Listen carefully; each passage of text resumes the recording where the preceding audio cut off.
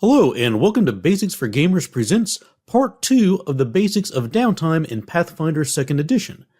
In the previous video we discussed the Earn Income and Treat Disease activities, and in this one we're going to examine the remaining downtime activities including long-term rest, retraining, and subsist. But to get us started, we're going to talk about how to create forged documents.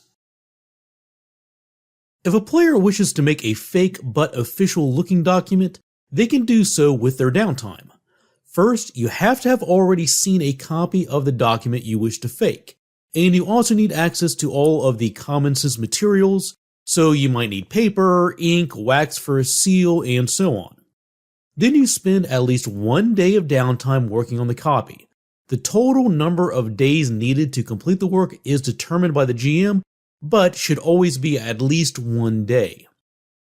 After you spend those days working, the GM will roll a DC 20 society skill check for you in secret, so you won't know how convincing your fake is until you try and actually pass it off as the real thing.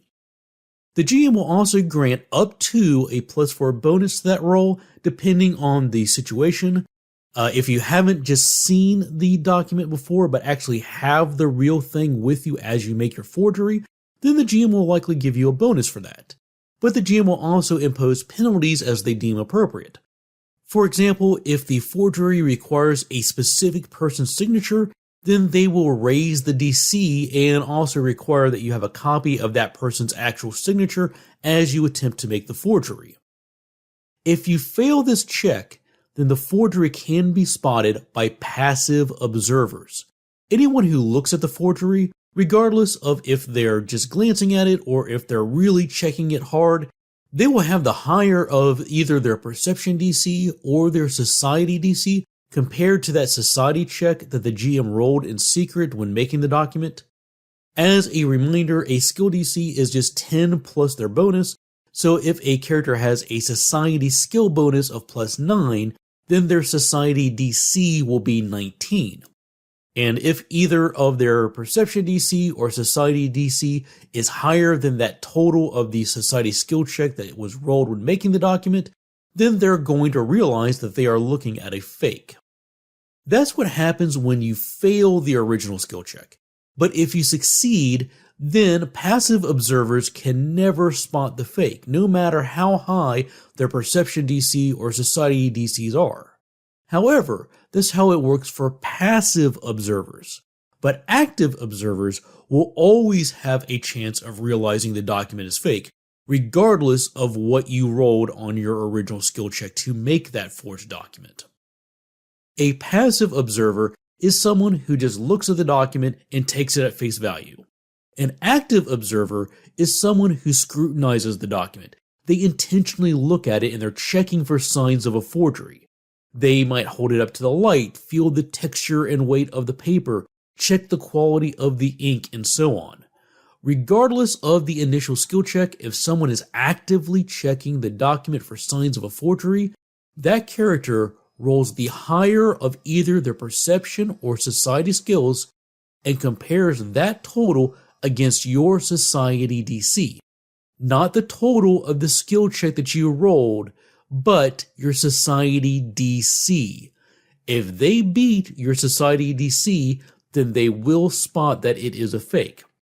This is a little bit trickier than I think a lot of people expect, so if you need more information about forgeries, make sure you check out our companion video that is linked in the description. It has a full example of how forgeries work. If you're really beat up after an adventure, you can use your downtime to rest and heal up. When you spend an entire day and night of downtime resting, you recover a number of hit points equal to your Constitution modifier times double your character level. And as with other forms of rest, your Constitution modifier is considered to be at least 1 for this purpose. So a 6th level character with a +3 Constitution modifier would heal 36 hit points. And if the same character had a -2 Constitution modifier, they would still heal 12 hit points from a day of long-term rest.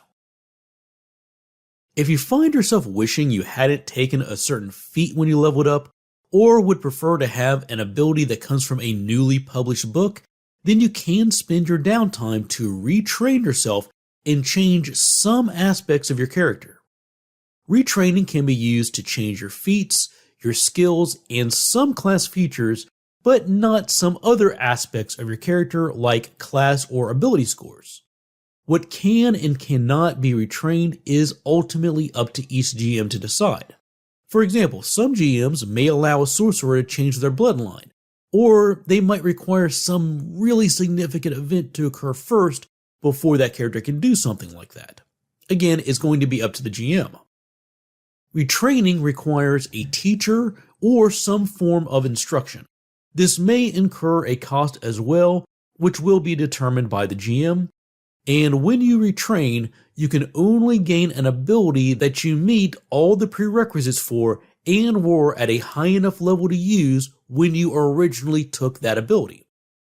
For example, if you're 4th level and have a 2nd level feat that you took when you reached 2nd level, think of that 2nd level feat as occupying a slot. It's occupying a 2nd level feat slot. You can use retraining to replace that feat with a 1st level or 2nd level feat, but couldn't replace it with a 4th level feat even though you're now 4th level, because the slot used to take the original feat is only 2nd level. 1 week of downtime is required to swap one feat for another.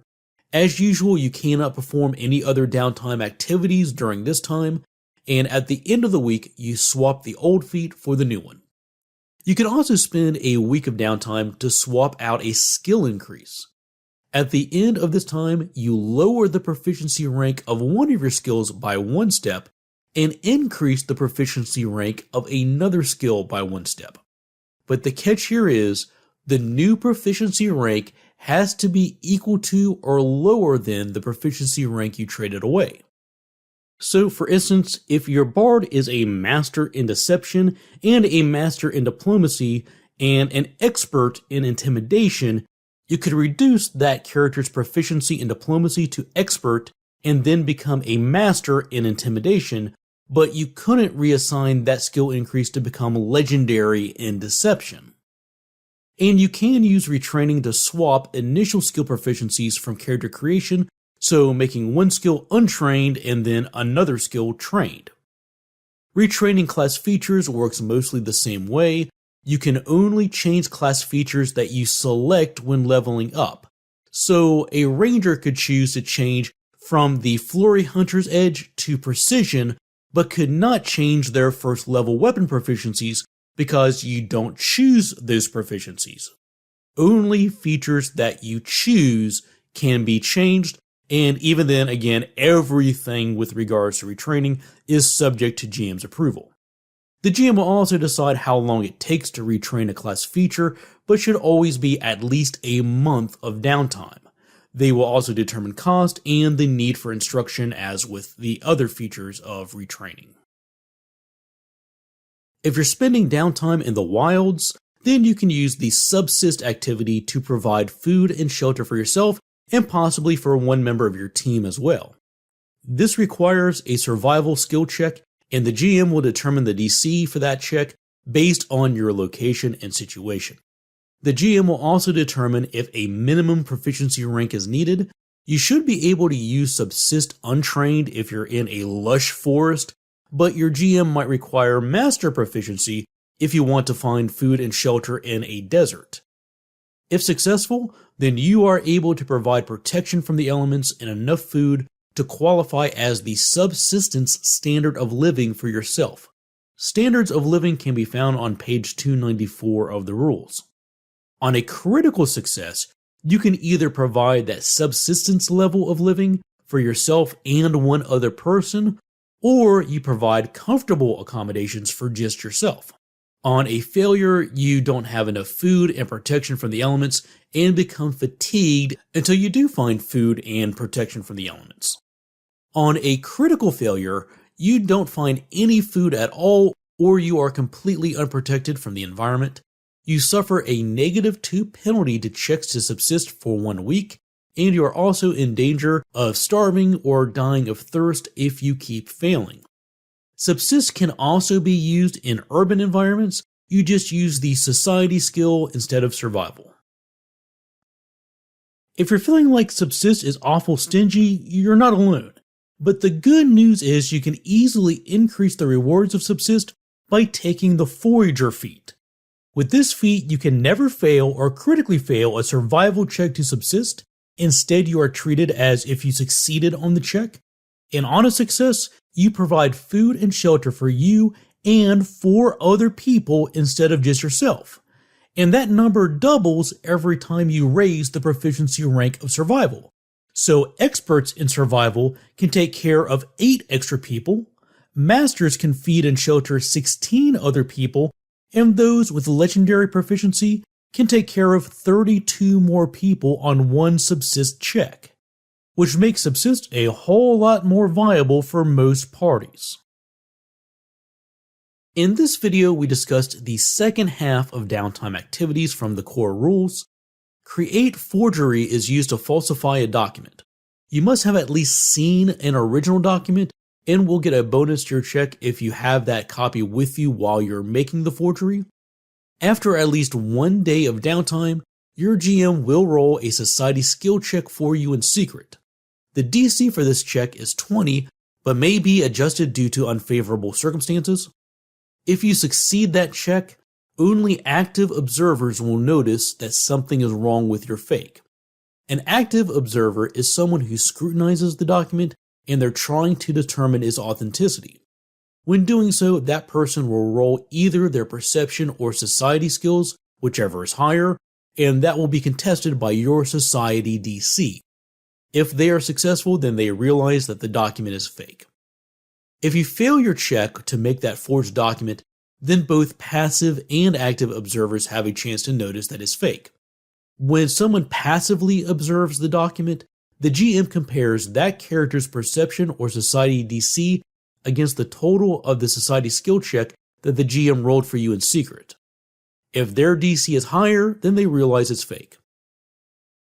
When a character rests for 24 hours straight, they receive the benefits of long-term rest. After a day of long-term rest, the character heals a number of hit points equal to their Constitution modifier times double their level. As with normal resting, the Constitution modifier is always treated as being at least 1 for this purpose. And retraining or respecing will also allow you to spend at least 1 week of downtime to lose 1 feat, class feature, or skill proficiency rank, and then replace it with another feat, class feature, or proficiency rank of the same level. And Subsist allows you to find food and shelter. This requires a survival check if you are in the wild, or a society check if you are in a city. Before we close, I'd like to take a moment to thank all of our patrons. These videos would not be possible without their continued generosity and support. Members of the Basics for Gamers Patreon community receive special benefits, like getting to vote on the topics that we cover in the future, and also they get to see these videos 1 week and ad-free before everybody else. Visit the link shown on the left of the screen and in the description if you'd like to know more about becoming a patron. If you would like to support this channel and help it grow, the easiest way to do that is by subscribing and clicking the bell icon so you get notified when new videos release. And we can always be reached through our Twitter and Facebook pages too. Thanks for watching, take care, and we will see you soon with more Basics of Pathfinder.